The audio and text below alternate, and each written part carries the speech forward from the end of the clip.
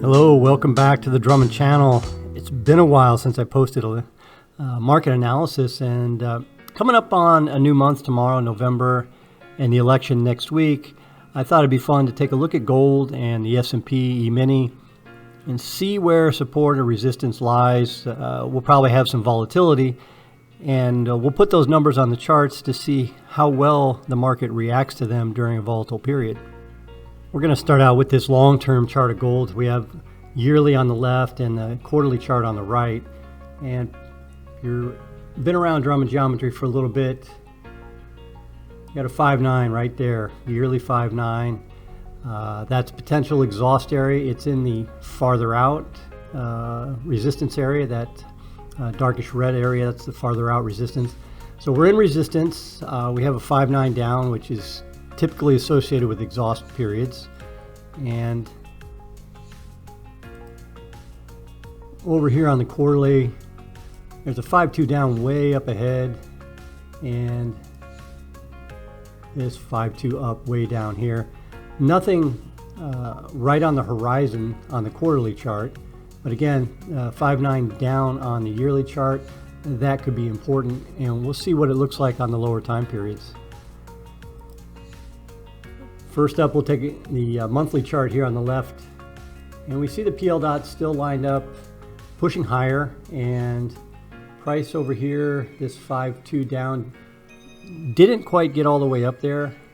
And what can we expect? There'll be another 5.2 coming in way up there.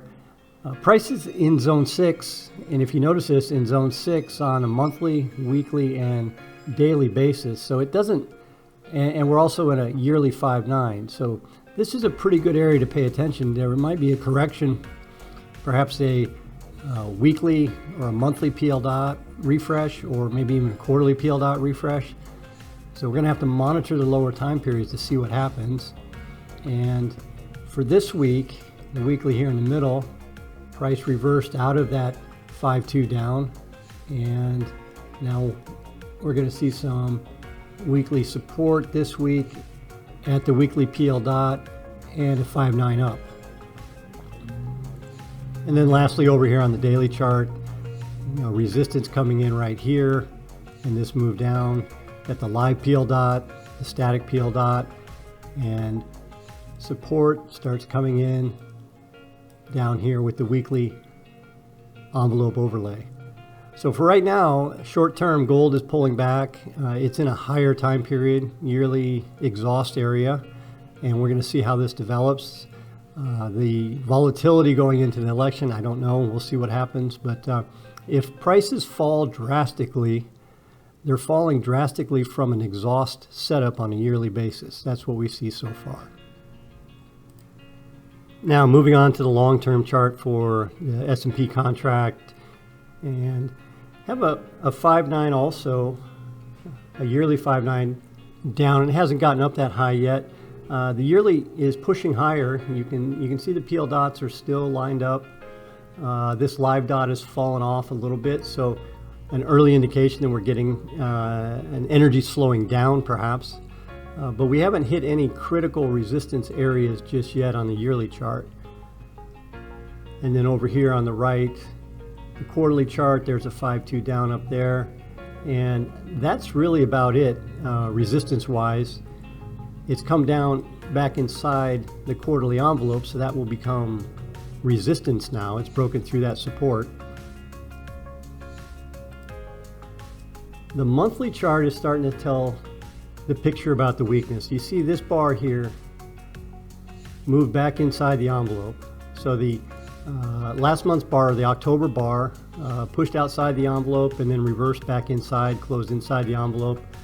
The PL dots are starting to flatten out a little bit here, and as I said, we've come back down underneath the quarterly envelope top, and you can see here on the weekly in the middle, down held.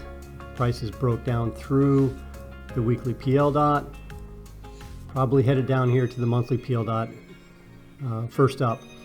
And same thing here, you see on the daily chart, you see prices breaking down through the oncomings, and so we've got some resistance now on the daily chart up in this area.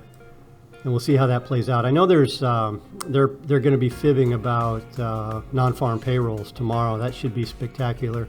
I don't know how much volatility it'll generate, but I'm curious to see what kind of numbers they come up with. So that's the down and dirty for gold and the E-mini S&P.